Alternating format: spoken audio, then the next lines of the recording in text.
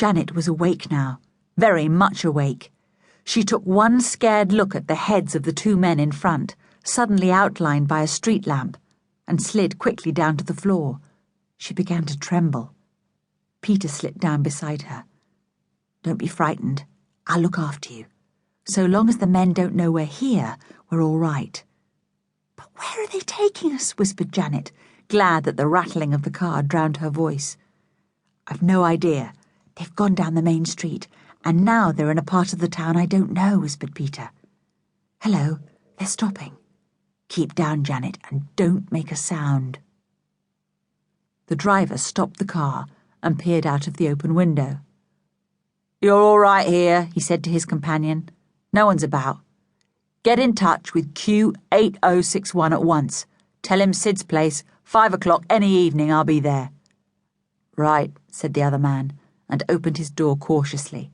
Then he shut it again and ducked his head down. "What's up? Someone coming?" said the driver.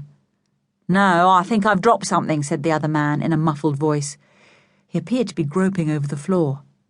"I'm sure I heard something drop." "For goodness sake, clear out now while the going's good," said the driver impatiently. "The police will be on the lookout for this car in a few minutes. I'm going to Sid's, and I don't know anything at all about you, see? Not a thing."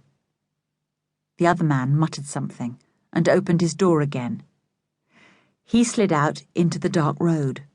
The driver got out on his side. Both doors were left open, as the men did not want to make the slightest noise that might call attention to them. Peter sat up cautiously.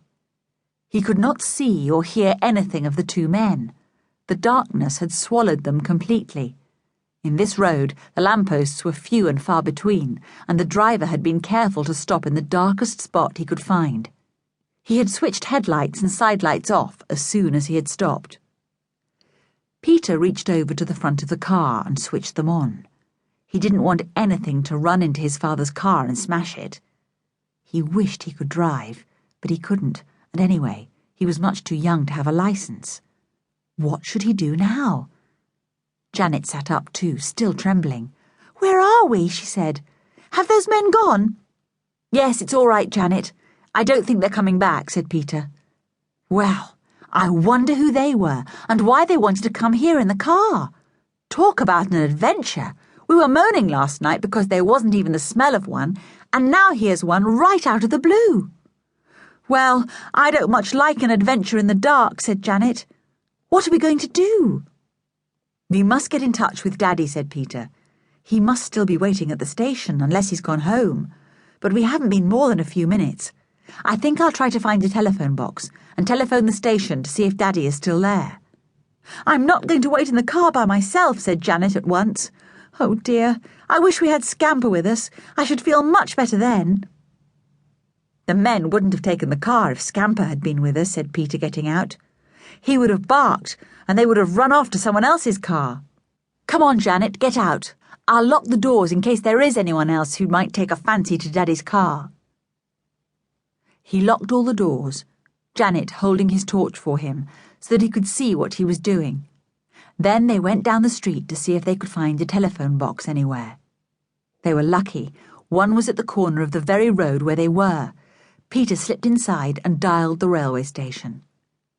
"Station here," said a voice at the other end. "This is Peter of Old Mill House," said Peter. "Is my father at the station still by any chance?" "Yes, he is," said the voice. "He's just collecting some parcels. Do you want to speak to him?" "Right, I'll ask him to come to the phone." Half a minute later, Peter heard his father's voice. "Yes, who is it?" "You, Peter? But aren't you still in the car in the station yard? Where are you?" Peter explained everything as clearly as he could, and his father listened to his tale in amazement. "Well, 2 car thieves going off with my car and not guessing you and Janet were in it. Where are you?" "Janet's just asked somebody," said Peter. "We're in Jackson Street, not far from the Broadway. Can you get here, Dad, and fetch the car? We'll wait." "Yes, I'll get a taxi here in the yard," said his father. Well, of all the things to happen. Janet and Peter went back to the car. Now that they knew their father